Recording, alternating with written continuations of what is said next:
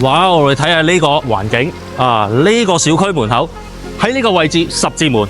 如果以前你冇1000幾百個，諗都唔使諗。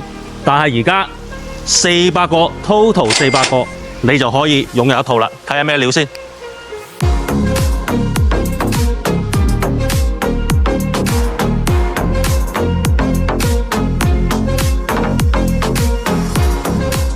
嗱，最近好興 Ultra， 你知唔知呢一棵樹值4部 Ultra 啊？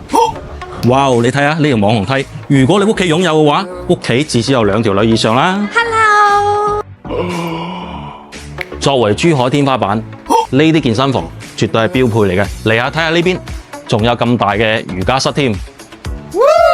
平時健完身仲可以落嚟會所飲翻杯咖啡添。Thank you。哇！嗱，睇下會所啦，呢邊有一個 VIP 室啦，平時可以同啲朋友過嚟傾下偈都冇問題。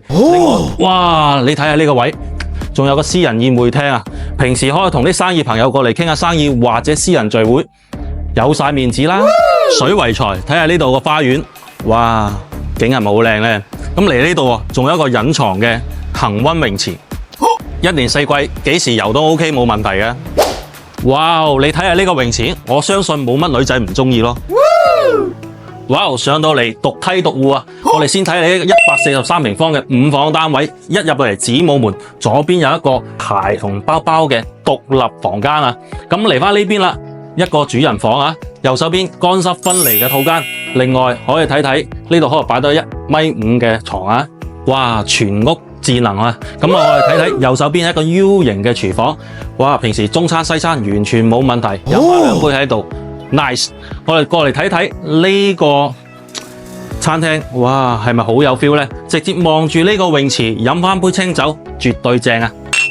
哇！再睇下呢個6米闊嘅橫廳，最經典嘅就係呢個，哇！隔音玻璃啊！雙層隔音玻璃，而且係一體成型嘅，2塊搞掂一個6米闊嘅陽台啊！